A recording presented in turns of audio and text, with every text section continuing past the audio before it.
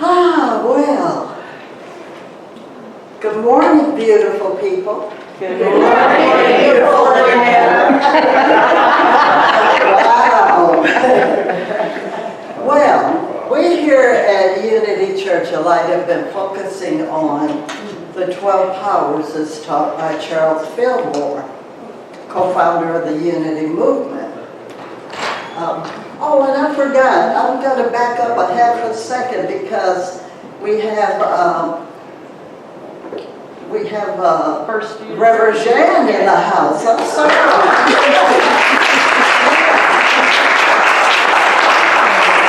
Right, I'm honored this morning. Reverend Jan, Reverend Karen. Wow, come on, Spirit. It's coming. Yeah, I forgot about that, and a few people are here with her also, so we're so blessed this morning. Now, back to the 12 powers. These faculties are in us. They are our inherited right. So each month here, we have been practicing on adding these to create for ourselves a better world. This month's power is imagination, and boy, mine has worked overtime. Me and a couple others, we do an imaging or an intention most nights. And this intention is to see just what I'm looking out at right now. So when I walked in the door, last night felt particularly powerful for me, and I felt that power moving through me. You ever feel that power moving through you when you're working on something in prayer? I felt that power working through me. And look, far beyond my imagination, I'm telling you. But I am grateful. So, just want to talk a little bit about how we're adding these on. It's just like making a big pot of stew. You put your ingredients in, you may let your meat simmer a little bit, and then you add something else and it simmers a little bit. Well, that's what we have been doing here at Light. So, okay, this is for my people that's been here. What's the first power that we studied? Faith. Faith. Represented by? Peter. All right, I'm so proud of you. Right. That means the more it's sinking in, right? And we're walking by what? Faith. Yes, we are. It's represented by Peter. It's our ability to see the unseen, to persist in order to bring it forward. So to this we added what? The second one. Strength. All right, represented by Andrew. All right. Oh, I'm a happy woman. Andrew is our ability to remain steadfast. You ever have anything want to knock you off of the path? Somebody says something, you almost respond negatively, and then you think, strength to stand in my truth. Yes. So, and to faith and strength, we added wisdom represented by James. All right.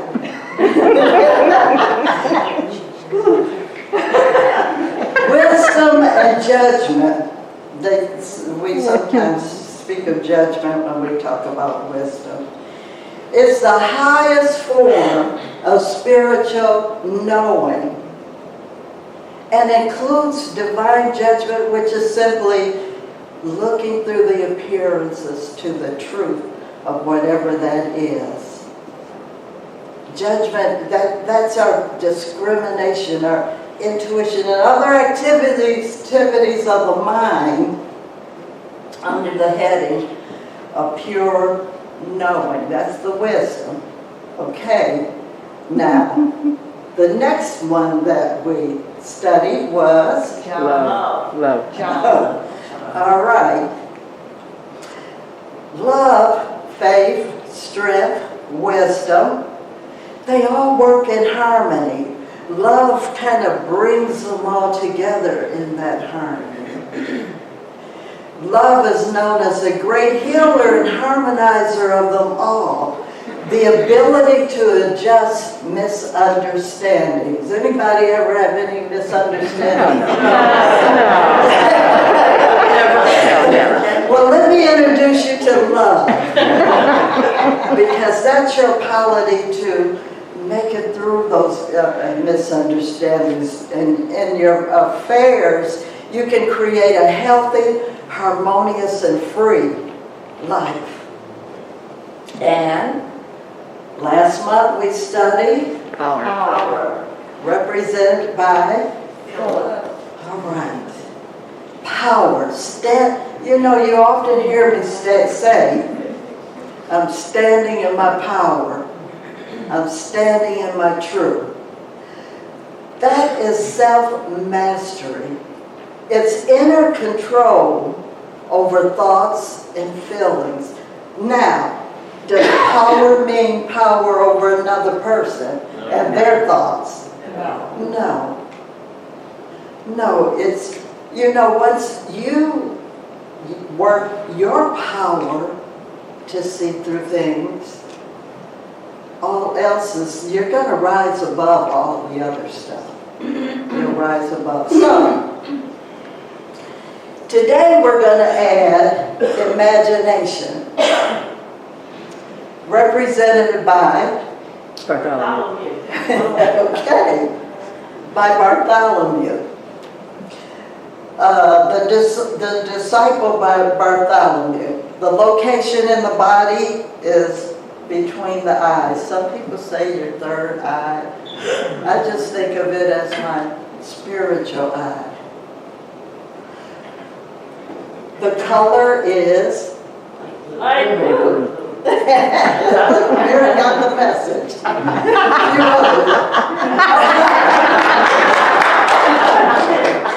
right. And if you're into colors, these colors can kind of help remind you of these powers that we talk about. Imagination. Imagination.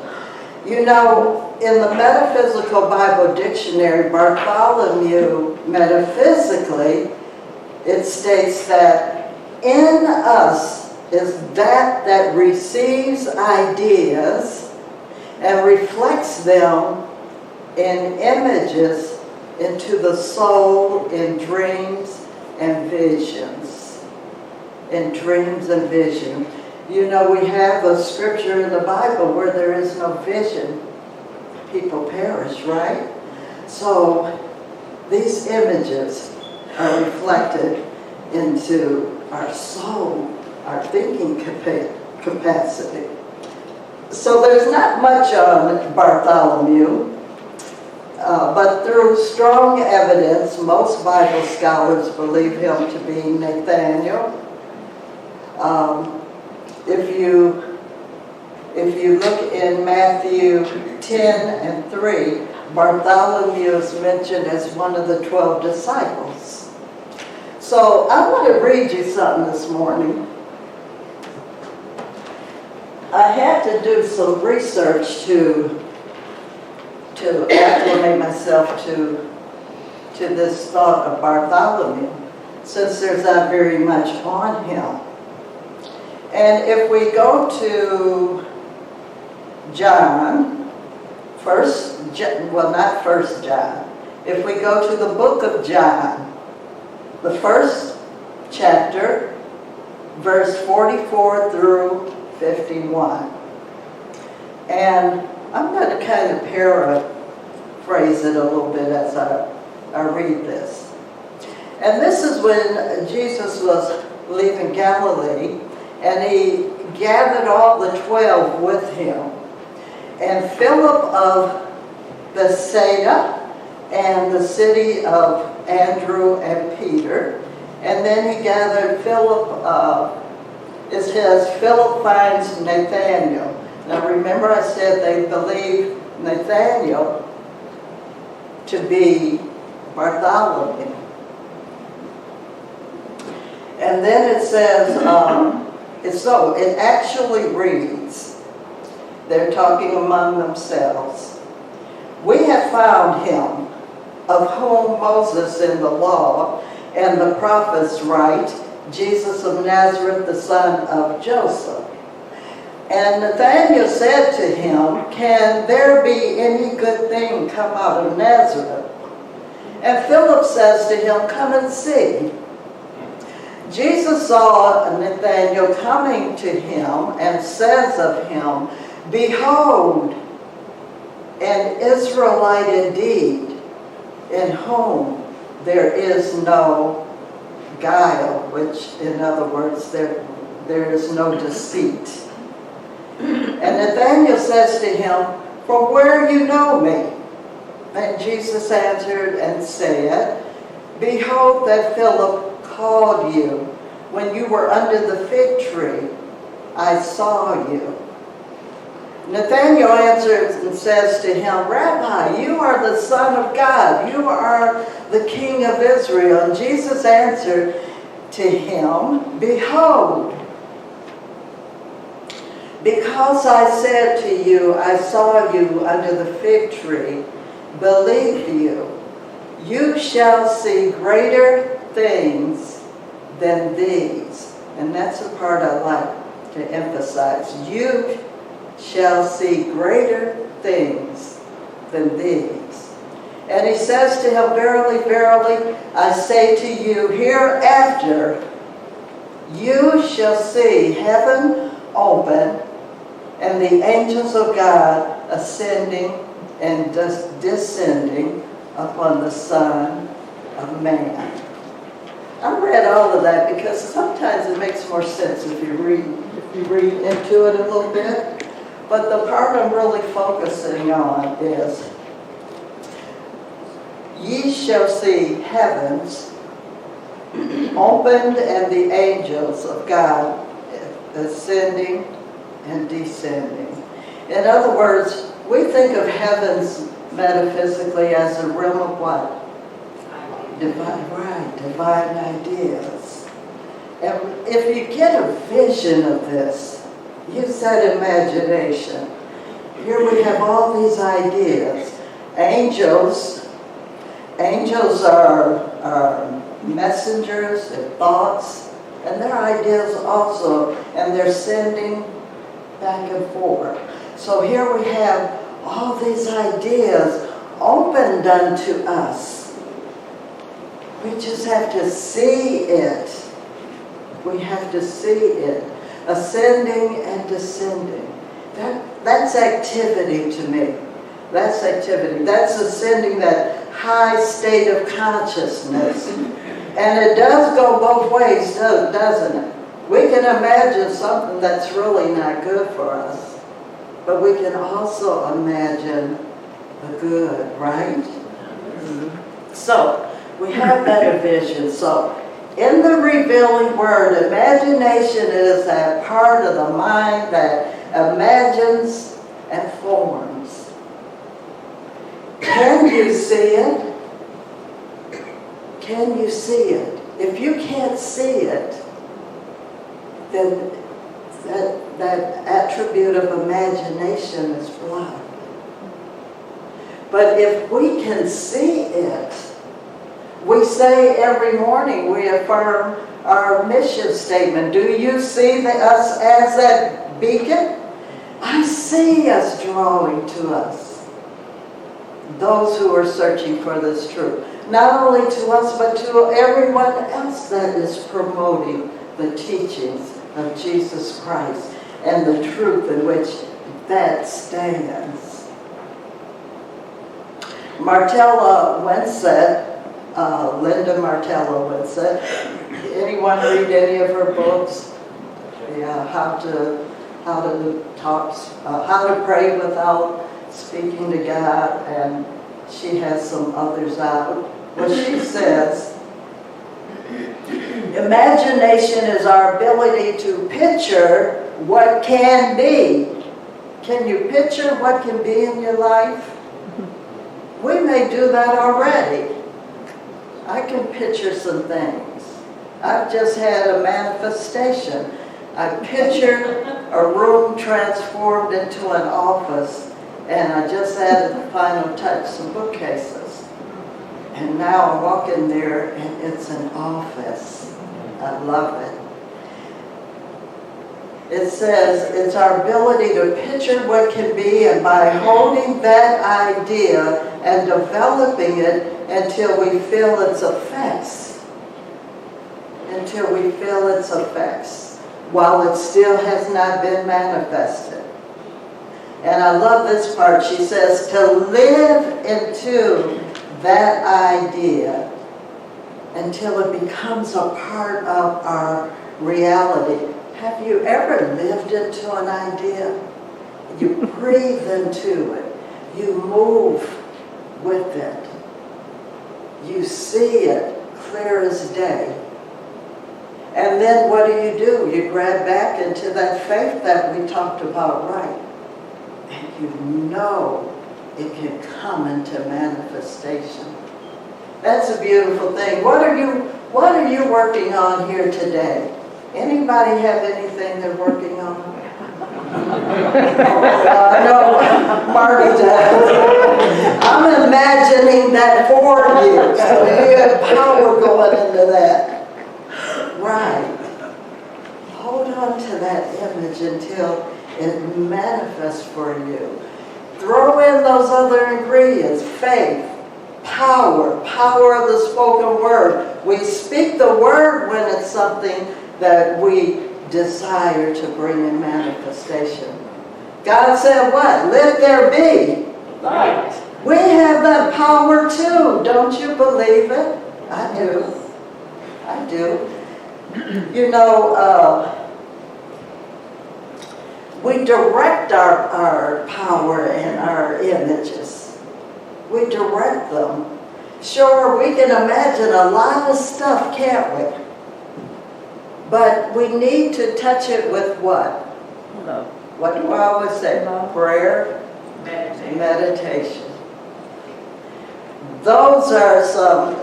You ever make anything and there's just always some main ingredients you automatically add, and you might tell somebody the recipe and you forget that little part because it's just so automatic. And then they'll say, that doesn't taste like you. But, you know, the two things we always add to anything we do, we connect ourselves to Spirit through prayer and meditation. So always use those tools. I was reading Paul Hasselbeck's book, and he said, Power Up. And in so many words, he says that if you're having difficulty imagining, there may be too much busyness there. Anybody get so busy till all of a sudden you remember, wait a minute, what am I doing? Take a moment, pause, and breathe. And it also says that it can be used for the negative as well as the positive. What has unfolded, sometimes we can take what has unfolded in our lives and trace it back to the source. I forgot his name. He says, stinking thinking. You know, sometimes we can trace it back to the source. So, here's what I want you to do this morning. This is leading up to the homework. Oh, good. Okay, so here's what I want you to do. I want you to take a moment and breathe right here, right now. Think about this question. How do you envision yourself right now? How do you envision yourself? Are you projecting an image that's less than? Or are you projecting that image and likeness of spirit that you were created in? Take some moments alone and sit with that one. Also, I didn't know I'd have so many people here from other communities, but you can join us. How do you envision not only this chapel, but how do you envision the unity churches in our community? How do you envision? Do you envision them as not having enough people? Do you envision them as lacking in anything? How are you envisioning those churches? You know, churches are also these bodies, so it's a twofold question. If you want to think of the metaphysical thing of church. I'm envisioning every seat filled. I'm envisioning not only filled with people in unity like all of you, because I'm preaching to the choir this morning. I'm envisioning them filled with people walking through that door who are searching, who need a place to feel like within their souls, I am home. And this is what we strive for as a church community in creating our image collectively for our churches. We see them coming to us. We see them. And then, this is the big one. We've gone through a lot of things this past year, right? Mm-hmm. How are we imaging the world, the United States? You see, if we're holding an image of sickness, if we're holding an image of people not having the basic needs, if you're looking out there and saying, oh, those poor people. I've heard that just this morning when I stopped by a store. I go, oh, those, no! I don't want to project that on them. What do I want to project? A picture of wholeness. A picture of them thriving. We can hold that image. Trust me, we can hold that image. We don't want to think in terms of separation. We want to think in terms of harmony and peace. I don't know about you, but I want a world that works for all, but we have to all work towards that. At least the masses work towards that. I think a great example is how we've moved through this current events that we've been through. We bonded together, and a lot of us have shown our lights into those dark places. And guess what? They're feeling it. They're opening up. They're coming together. Yes, there's still work to do. Lots of work to do. But we're up to that, right? Because we have the tools. So the homework is, first observe. Because if you don't know what you're thinking, if you don't know what you do when you come up to certain circumstances, you're not going to know what tools to pull out of your tool belt. You know? You're not going to know you need to infuse love into that. You need to stand in power on that. So observe what's going on around you. The second thing is to cleanse, and I like to say discriminate. That doesn't sound negative, does it? Because we're going to discriminate to what's not true and what's true in this situation. So after you observe, you discriminate, then cleanse. Cleanse yourself of that thought process that's bringing you to that point. And then we need to touch it with truth. See it right instead of seeing it as poor them or seeing lack in that situation. We want to see it right. We can send our vibrations. We can connect with people. You ever walk into a group that may be arguing and just think, I am the love and the peace in the midst. And things begin to settle down, a little bit. Yeah. If you haven't done that, try it. It works. It works. Just think of yourself, I am the light. I want to give you one more thing, and it's from this book, Discover Your God-Given Powers. And it says, see rightly.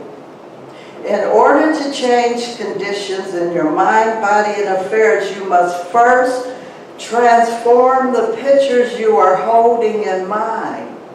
If you're holding a negative image, you need to transform that into a positive.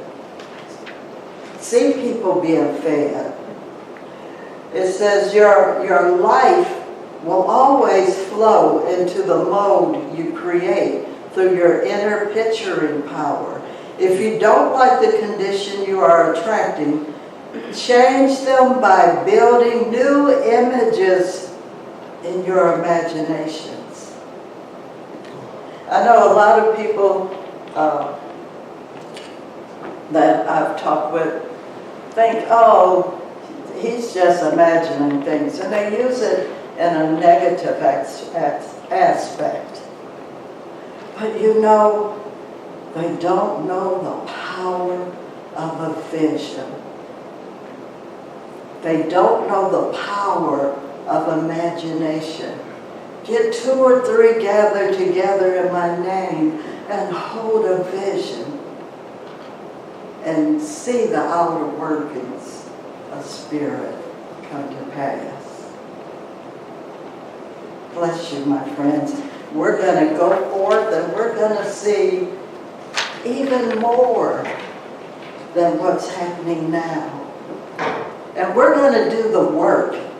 We're going to take a moment collectively and blend our consciousness together. We're going to uplift the atmosphere in this area right now, because there are quite a few of us in here. And if we all get in one accord, yes, and we have our powers with us. So let's take a deep breath, and you can focus on the lights, or you can just turn within and close your eyes and focus on that light within. This morning we affirmed it. One presence, one power. Can you see it?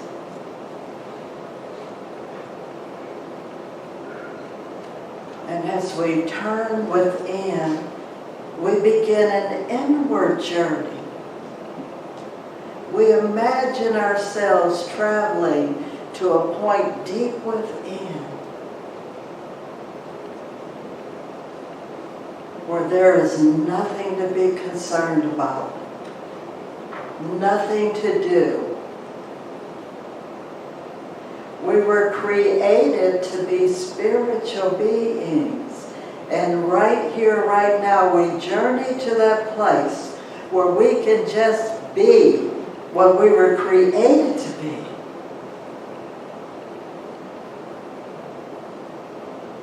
moving slowly out of that thought process that may be flowing around in the mind, in the head, slowly flowing down into your heart region.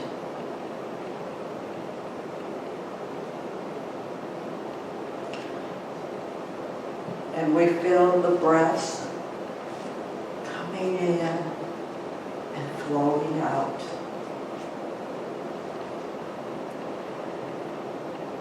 And we know in this moment we can release and let go of all those activity and thought that we brought with us to get us here today. We release those right now.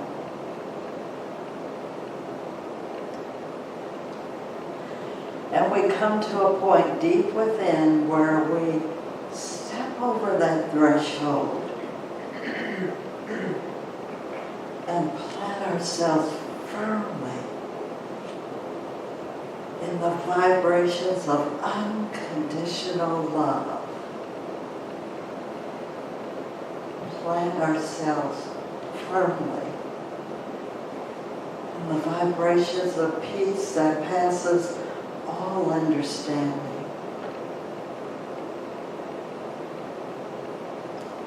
Plant ourselves firmly in just being what we were created to be. Right here, right now, in the quiet.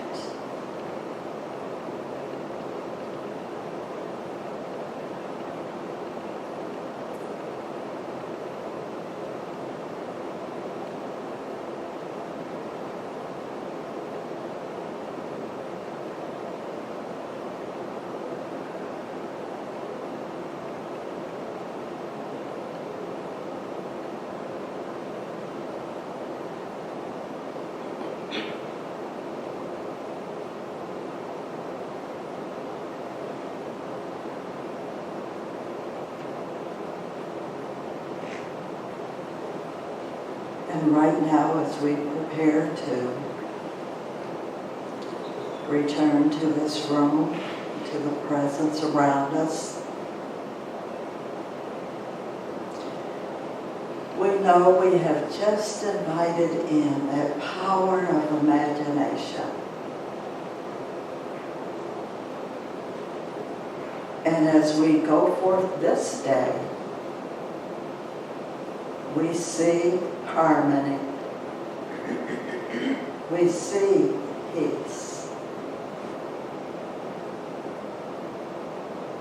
We see in the eyes of each and every one the activity of spirit flowing in and out and reaching out and touching everything within sight. So for this, dear God, we are truly grateful that we know in our heart of hearts that there is only you.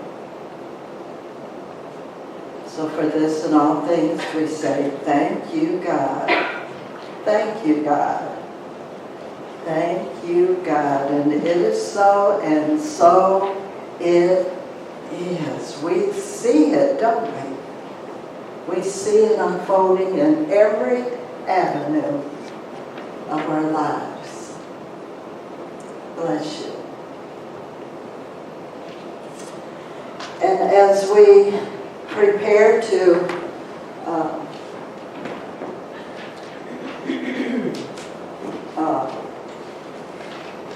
I was just standing here thinking we have a lot of people. I am imagining that we can make a wide enough circle. We can migrate up here too. Excuse me, Vernetta. Yes, Before we do ma'am. that, y'all stay seated. I need to borrow your mic.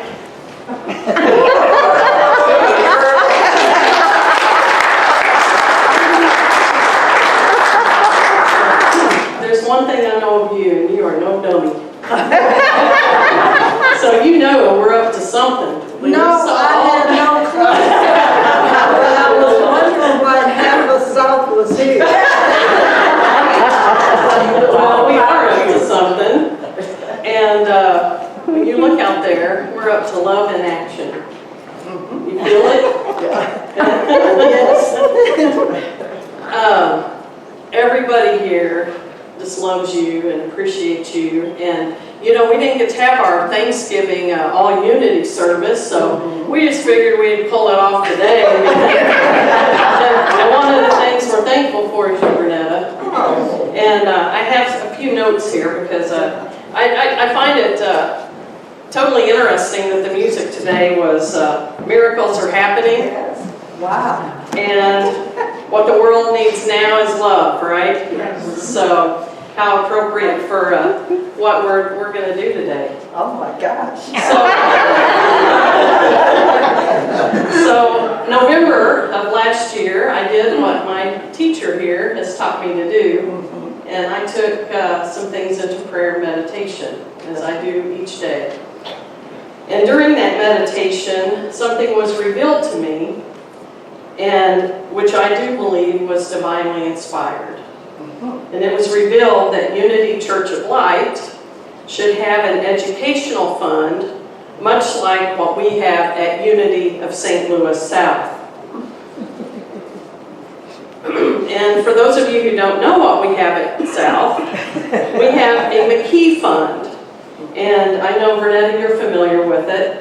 It was established when the husband of Julia McKee, our founding minister, made a large donation, and he asked that it be used to create an educational fund for serious Unity students in his wife's name. He asked that it be kept separate from the monies that were used to pay bills and other church expenses.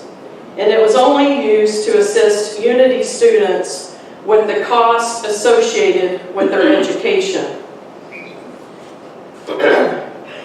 During my meditation, it was also revealed to me that the educational fund for Unity Church of Light would be called the Holmes Fund.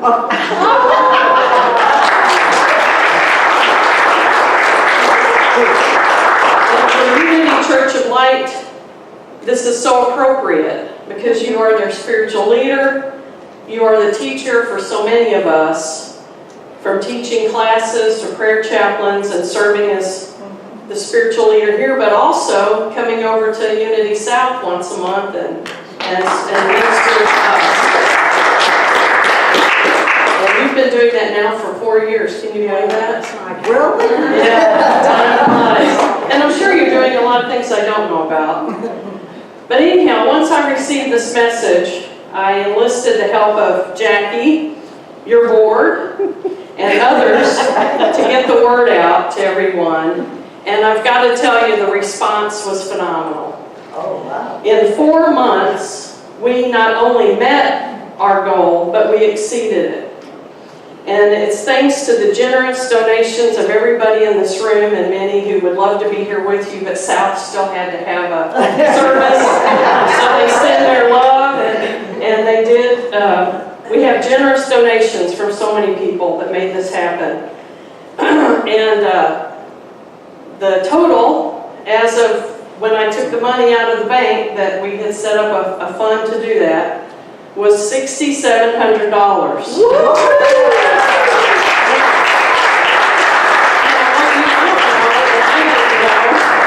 Was that after I closed the Holmes Fund, which we had at the bank, somebody said, "How much have you accumulated?" And I said, $6,700. And they said, "Well, I want to give 3 and make that even 7,000. Wow. So, it is my honor to give you this check for the Holmes Fund. Oh my God. Oh.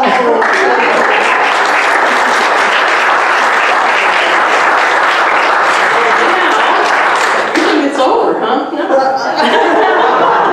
Now Jackie has a presentation that she would like to make. Oh man, and I was with her yesterday. See, I can still keep a secret. Oh my goodness. You can sit down if you want. This will take a while.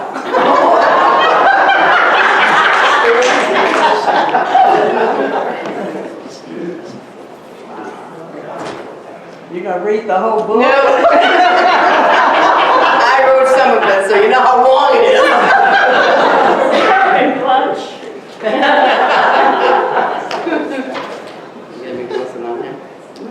All right, wow. My back was to all of you. I didn't know how many people were here. Woo. If you Here's the don't mic. talk Oh, on the sorry. microphone. Okay, yeah. All right. No, I'm not much of a speaker. And I'm not as composed as Marty is. So I'm overjoyed with joy, overwhelmed with joy that I could be part of this. So if my joy, if it gets so overwhelming that it starts leaking out of my eyes, please send me some thoughts of composure. Well, good morning. Good morning. Thank you. My name is Jackie Compton, and I would like to welcome you all here today. Thank you for coming. Really, thank you for coming. I know most of you, which is wonderful, because I never had any friends before I came into Unity. Isn't that amazing? Most of you know that I live in South County, where many of you have traveled from today. So people would ask me, why do you drive so far when you have 2 Unity churches that are within 7 minutes of your house? And I say, because Vernetta is here. And you all know what I mean by that, because you are here today to celebrate this special person and this special occasion, which you yourself have been part of creating. As a little background, Vernetta Holmes came to Unity in 1982 at the invitation of her Aunt Mary, who is here today with us. And I have to tell you, Mary, thank you from the bottom of my heart. Vernetta became a licensed Unity teacher in 1998, and in the 23 years since then, she has taught hundreds of students in her humble, beautiful way.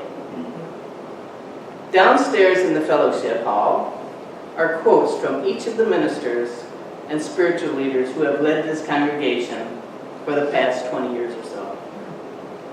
This is Vernetta's quote. Quote, I said, if I'm going to do this, I've got to jump in full-footed.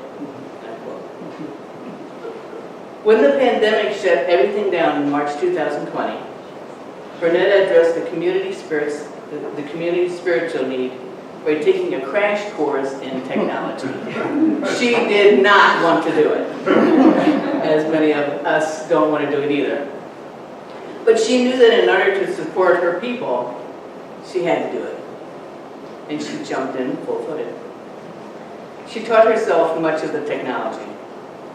She would meet Wayne here during the week, and he would record her lesson on his phone and then put it on YouTube and on the church website. When Wayne couldn't come any longer, Vernetta came alone, giving her weekly lesson to an empty church, recording it on her phone for those of us at home.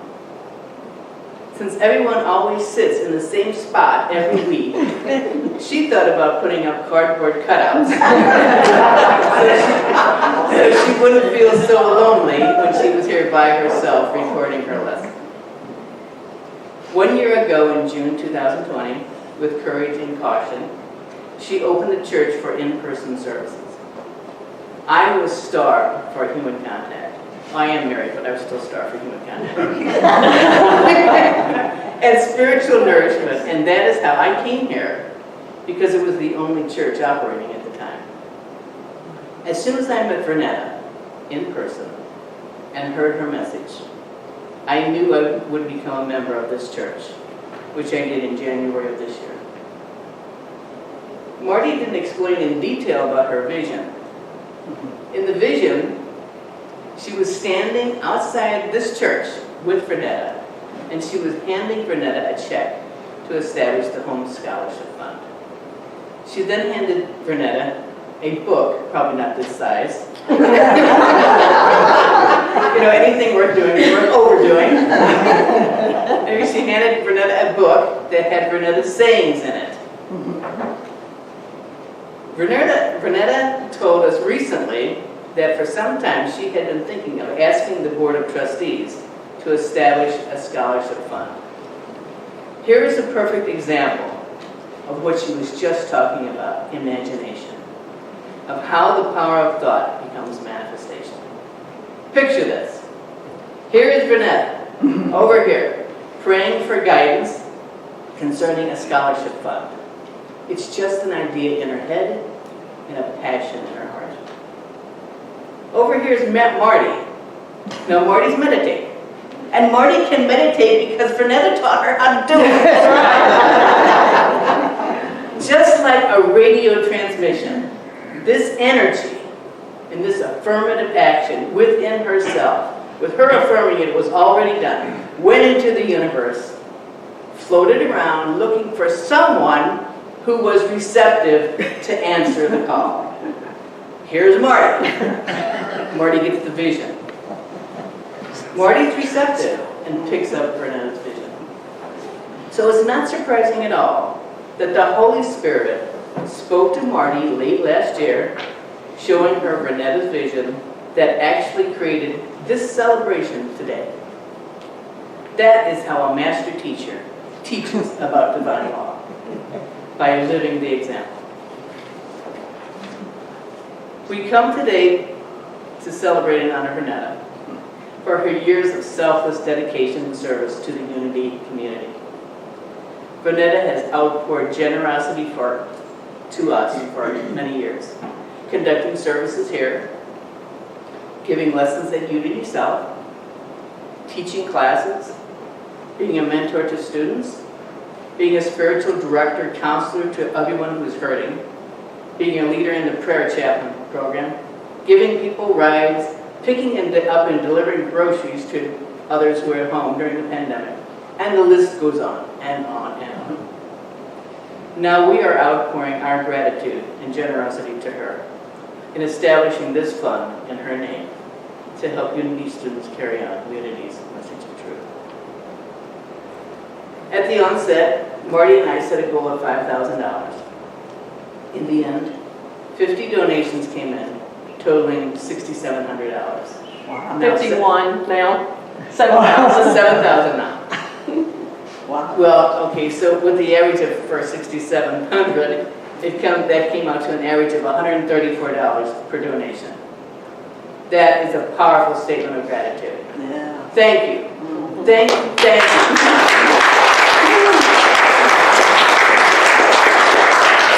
This fund will be a resource for members of this church who are pursuing their Unity teacher or ministerial license. Now, to get to the book of Vernetta. In November 2020, after Marty had her vision, she called me and she asked if I would create a book of Vernetta-isms. I said I would love to. In February of this year, most all of you received, a letter from me asking you to share your favorite Vernetta sayings. Along with that, I asked people to share their feelings of appreciation for Vernetta. We wanted you to know, Vernetta, how much you are loved and appreciated.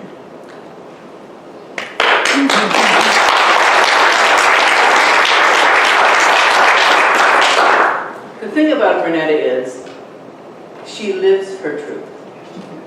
You saw it here today when she gave her message.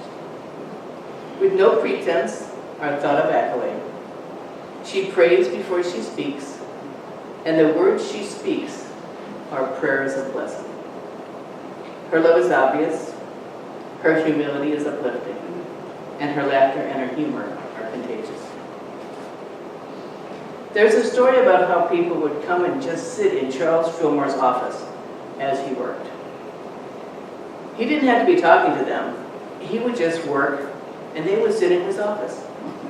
in his presence because his faith, wisdom, and love, his Christ presence, was so vibrant and alive that these people just wanted to be near him. And that's why I love being near you, Vernetta. Your Christ presence shines forth. When you find someone who demonstrates their Christ expression, stay in their light, and their light will ignite your own light. Reverend Lee Remington, who could not be here today because she is speaking at practically an empty Unity South, put it best in her note of appreciation that's in this book. She wrote, Vernetta, you are a beautiful, brilliant light in God's world. Your light has helped so many, many others uncover the light that is within them. How fitting it is that your light shines so brightly in a church with that very same name. I am grateful for your light you have shared with me. And we are all so grateful to you for saying yes to Spirit's call. The book of Vernetta is divided into 4 parts. The first part is the sayings that mean so much to everyone. There are about 100 quotes that have touched people's hearts. Well, there was more, but I only had 120 pages in the book. Thank God. Yeah, you have to make an appointment to look through it. It takes so long. The second part is 56 heartfelt notes of appreciation from all of us to you. The third part is 3 poems I wrote, and the fourth is a list of the donors to the Holmes Scholarship. God is in the blessing business. Yes, That's my it is. favorite Vernettaism. Indeed, God is in the blessing business. And so we, all of us, created this book for you. Not me, but the Spirit and all of us. To bless you and to show you how much we love Him. Now I'd like to ask Tim, so in conclusion, I would like to ask Tim LaFernie to come up and just read the introduction to this book.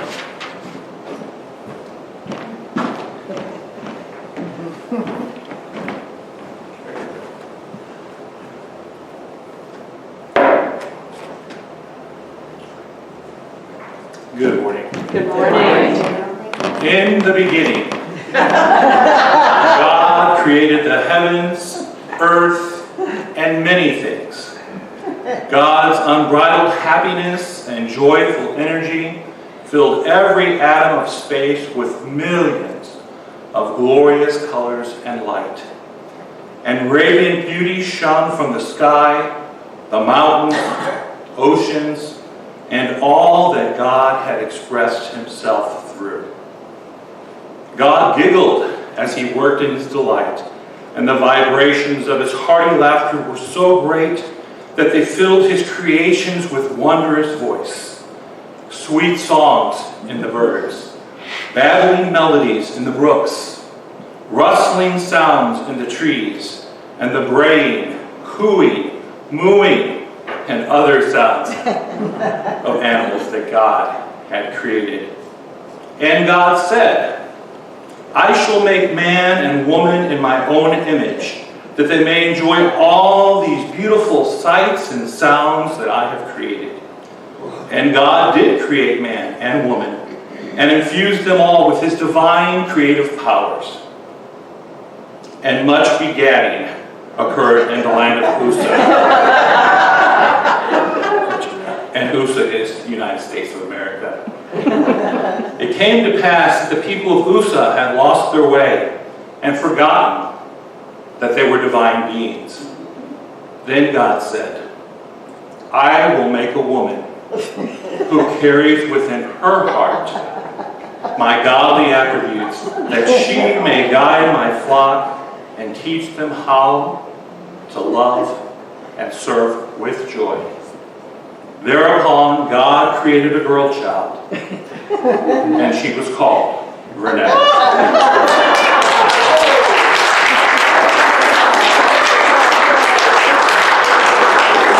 And God saw what he had made, and indeed, it was very good.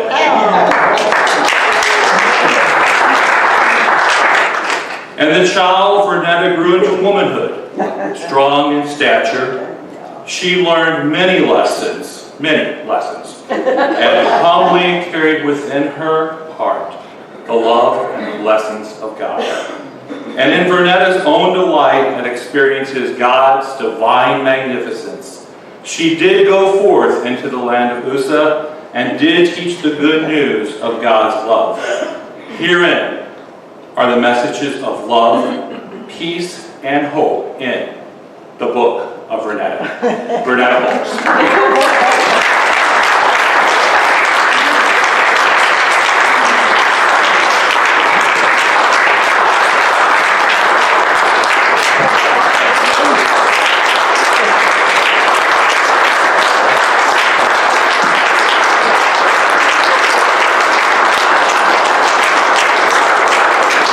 Okay, now look. I know this is just a ploy to make me Cry. walk the talk. Because I always say, always be a cheerful receiver as well as That's in the book. And it's very hard for me to sit here this morning and hear all this. I mean, not hard in that respect, but it's not me. It's the spirit within that does the work.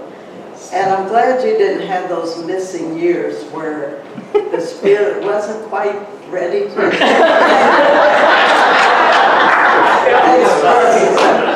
thank you. I'm really at a loss for words right now, so I want to thank each and every one of you from the bottom of my heart. I thought you just happened in here this morning. Oh my God, I didn't have a clue. I'm thinking, who's that sound? Nobody. Lee and I were talking about switching Sundays, so I don't know what would happen there. I don't want to hold anyone any longer. If I had known, I would have had a shorter lesson. This is an image moment, because this is something I've always wanted to be able, that anyone studying, to be able to go to school, because I was like that. I didn't have the funds, but I always had the image that I was going to make it through. So this is excellent, because the board and I will sit down and talk about, you know, how it would be distributed and how we'll handle those that request to use it. So, oh my God, thank you so much. Now